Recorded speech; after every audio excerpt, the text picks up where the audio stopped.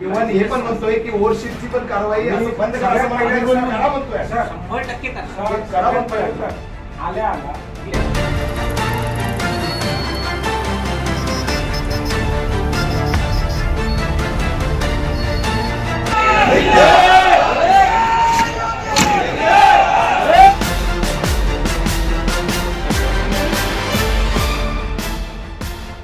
Hello friends, मैं दानिश शेख, आप देख रहे हैं जनता एक्सप्रेस। इस वक्त हम मौजूद है भिवंडी शहर के एसीपी वाहतुक ऑफिस कार्यालय के ठीक बाहर। जी हाँ, यहाँ पर अभी थोड़ी देर पहले कई सारे सैकड़ों की तादाद में यहाँ पर भिवंडी शहर के ऑटो रिक्शा वाले यूनियन के लोग, काफ़ी सारे लोग यहाँ पर आंदोलन कर रहे थे कि उनके आंदोलन की क्या मांग थी कि भिवंडी शहर में जो उन्हें पीछे से फाइन मारा जाता है, ओवर सीट का फाइन मारा जाता है और बहुत सारे उनके जो प्रॉब्लम को लेकर आज यहाँ पर उन्होंने आंदोलन किया। जिसके बाद में काफ़ी सारे टाइम के बाद में, आंदोलन के बाद में, यहाँ के भिवंडी शहर के जो एसीपी थे, वाहतुक एसीपी, उनसे मुलाकात की। यहाँ के यूनियन लीडर और भिवंडी शहर के जो कामगार के जो लीडर है विजय कामले सर, उनसे मुलाकात की और उन्होंने क्या के माध्यम से क्या कहा है इस पूरे मामले को लेकर, भिवंडी शहर के जो ऑटो वाले को लेकर हम आपको बताते हैं। आज यहाँ पर आपके साथ में सैकड़ों रिक्शा वाले यहाँ पर मौजूद थे, क्या मसला था, क्या आपने क्या बात हुई यहाँ के एसीपी साहब से? 2 दिन से रिक्शा वालों के ऊपर गलत तरीके से कलम लगा के दंड वसूला जा रहा था।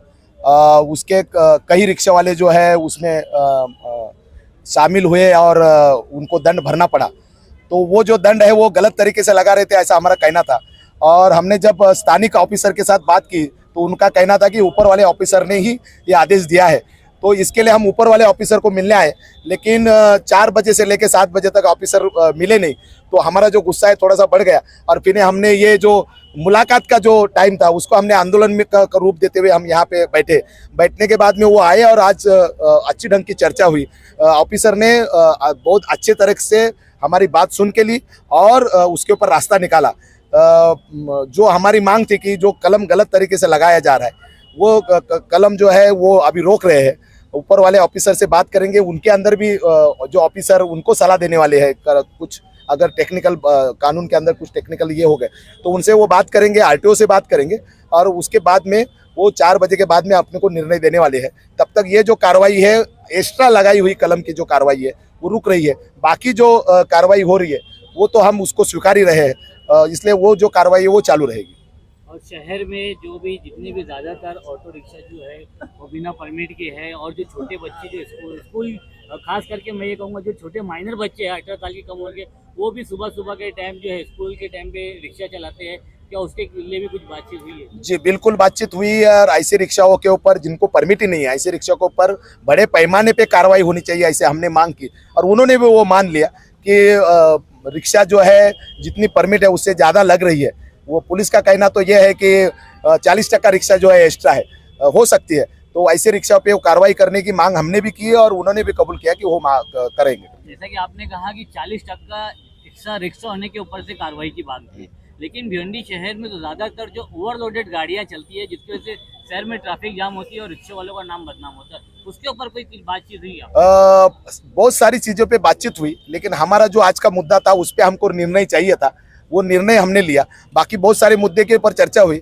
अगर ये आंदोलन ऐसे ही आगे बढ़ा तो हो सकता है वो सारे मुद्दे रिक्शा वालों को जिंदगी के अंदर जो सारे मुद्दे हैं, जो पुलिस से रिलेटेड सारे मुद्दे, वो सारे मुद्दे के टाइम लिया आपने?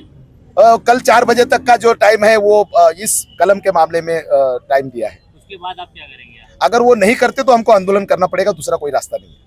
ठीक। हमने देखा कि आपने जो मोटर व्हीकल एक्ट के एक बुक थी वो आपके साथ में यहाँ पर जो एसीपी साहब से बातचीत की, क्या खास विशेष बात की थी? विषय ऐसा था कि जो इन लोग ने जो पुलिस जो अभी कार्रवाई कर रहे 67-192 जिसको बोला जाता है, जिस चीज़ का विरोध करने कामले साहब और हम लोग सब रिक्शा वाले यहाँ आए थे, हमारा मानना ऐसा है कि सुप्रीम कोर्ट की गाइडलाइन के हिसाब से ये जो कलम है ये कॉन्ट्रैक्ट कैरेज मतलब रिक्शा को लगता नहीं है और उनका बोलना है कि लगता है। तो हमने कल 4 बजे तक से उनको रिक्वेस्ट करके ये कहा कि सर आप तब तक कार्रवाई रोकिए, आपके जो तज्ञ लोग हैं उनसे आप चर्चा कीजिए कलम लगता है कि नहीं लगता। अगर आप ये कलम लगाने की जबरदस्ती करेंगे तो हम आप आंदोलन करना है, कोर्ट में जाना है, चैलेंज करना है, वो हम सब चर्चा करके यूनियन वाले लोग आगे डिसाइड करेंगे what we are where to do, समझे।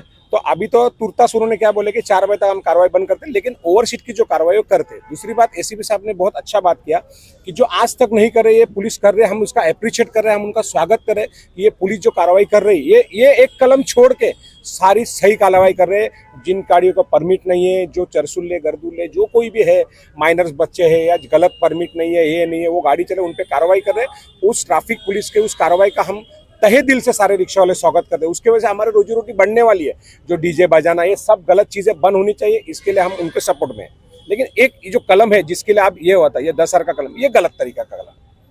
तो आपकी क्या आपको टाइम दे दिया है? हमको बजे का टाइम दिया है, 4 बजे तक वो उनके जो ऑफिसर है, सीनियर ऑफिसर, उनसे टॉक करके बात करेंगे और पूरे क्या करना है, कार्रवाई कंटिन्यू करना है तो फिर हम कोर्ट या आंदोलन जो भी है उस तरीके से हम जाएंगे। अगर वो उनसे डिस्कस होता है कि नहीं बाबा, जो हम लोग बोल रहे हैं, जो सुप्रीम कोर्ट की गाइडलाइन है, नांदेड़ परभनी का जो बस का जो जजमेंट हुआ था सुप्रीम कोर्ट में, उसमें कॉन्टैक्ट कैरेज के बारे में कहा था सुप्रीम कोर्ट ने कि एवरी एंड ईच कंडीशन का मतलब ब्रीच ऑफ परमिट कंडीशन नहीं होता है, समझे? तो वो उनको हमने समझाया। अब वो उनके जो भी तज्ञ लोग हैं, वकील लोग हैं, जो एडवाइजर है, उनसे बात करेंगे। अगर नहीं हुआ तो फिर आगे की रूपरेखा हम आपको कल बताएंगे।